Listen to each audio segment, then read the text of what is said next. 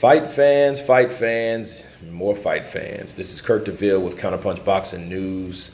What's up, YouTube? I got some news for you. You know, as we all know, if you don't know, Terence Crawford is the new crowned WBO champion at 147 pounds.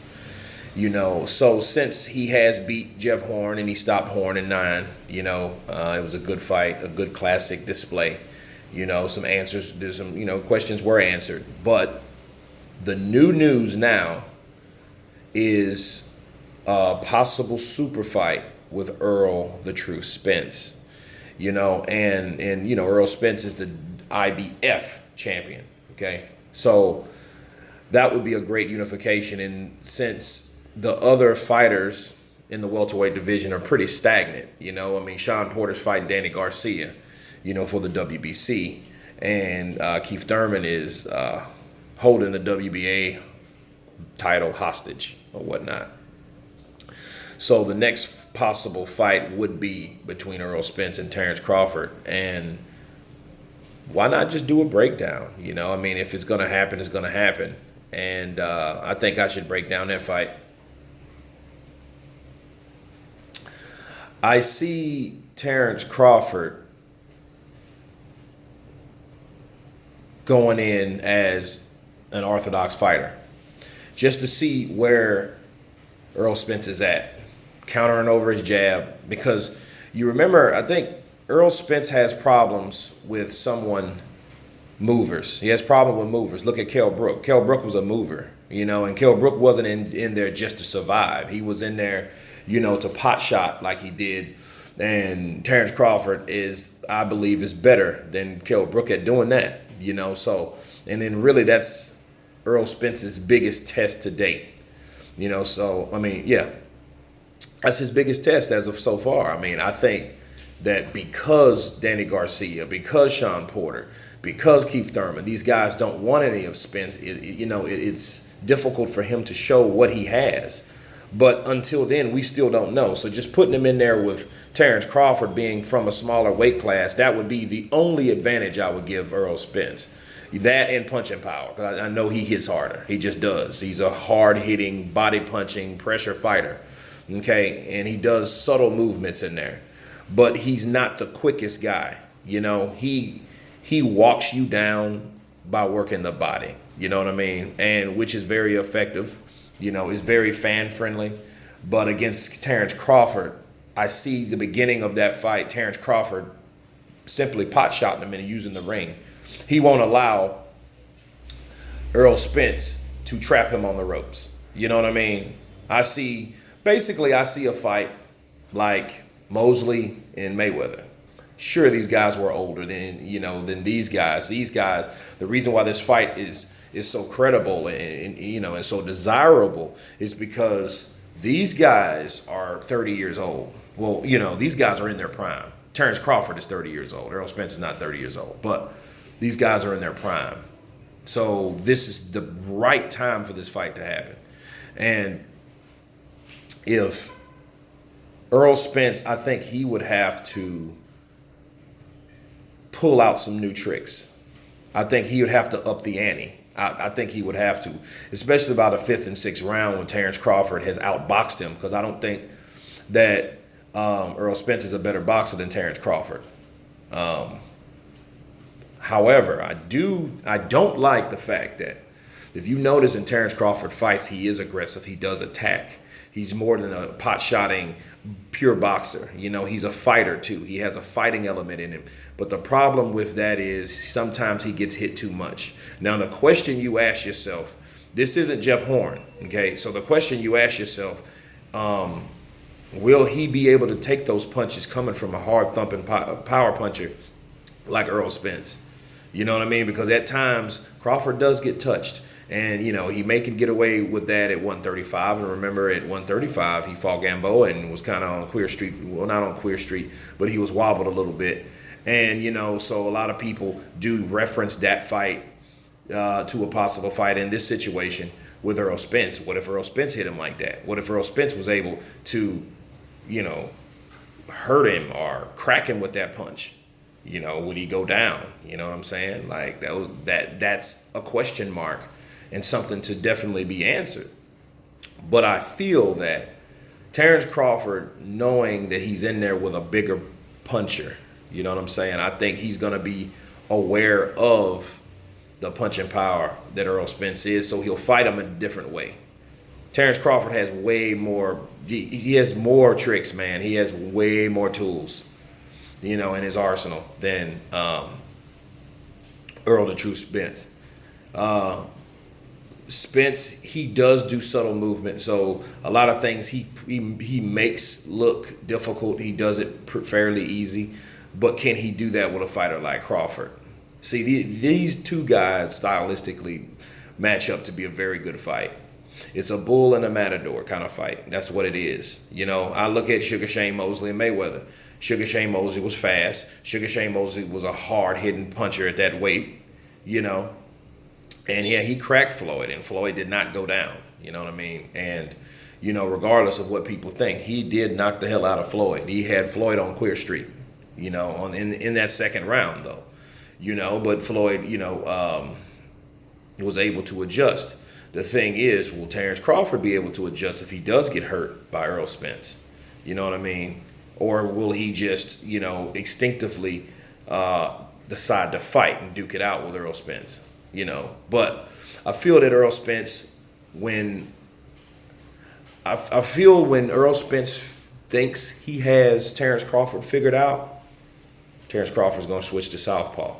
Then it's going to be a southpaw versus a southpaw, and then it's going to change the whole dynamic of the fight. So I don't think that Errol Spence will keep pressure fighting him, and if, you know, Errol Spence does, he gets touched too because of his aggression, right? Because he's a mover. He's an aggressive guy. He crowds. He likes cutting off the ring. So, you know, he gets caught with punches at times. So if Terence Crawford's able to catch Errol Spence, because again, Kell Brook, his punches hurt. Or it didn't hurt Errol Spence, but they bothered Errol Spence enough to keep him back for 8-9 rounds. You know what I mean? And that was a really pretty good competitive fight, you know. And in Terence Crawford, just with all the, you know, the body punching, the hooks, the uppercuts, the angles, the speed, the movement, the ring IQ, I don't think that Errol Spence will be able to do enough, you know, to either hurt. Because I figure it like this. He's not going to outbox Crawford. He's not. You know, he doesn't have that unless it's something that we didn't know that he has. Because again, you know, Errol Spence does a few things very well. You know what I mean? He counters with the left hand well. You know, subtle movements.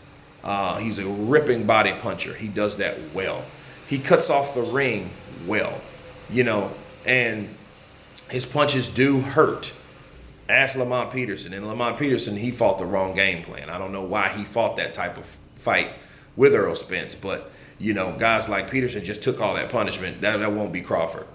You know, Crawford is going to use the art of Aikido and use his power against him. That's what he's going to do, especially if Errol Spence tries to trap him on the ropes, because I think that's his best advantage and opportunity to get to Crawford is, you know, hey, get him on the ropes, work the body. Hopefully you can set up something upstairs, you know what I mean, with uppercuts or, you know, a right hook, you know what I mean? But I don't see him doing that. And if he attempts to do that, I think Crawford will have something for him, a nice counter that's going to keep him honest again. But whatever happens, Terence Crawford does have to keep Errol Spence honest, because if Errol Spence does not respect his punching power, it's going to be problems for Crawford, but which I feel that Crawford will put something on Errol Spence that makes him more cautious, because a lot of people talk about Mayweather, you know, and I always compare Mayweather to Crawford because I think he's the next coming of that great fighter, that special fighter.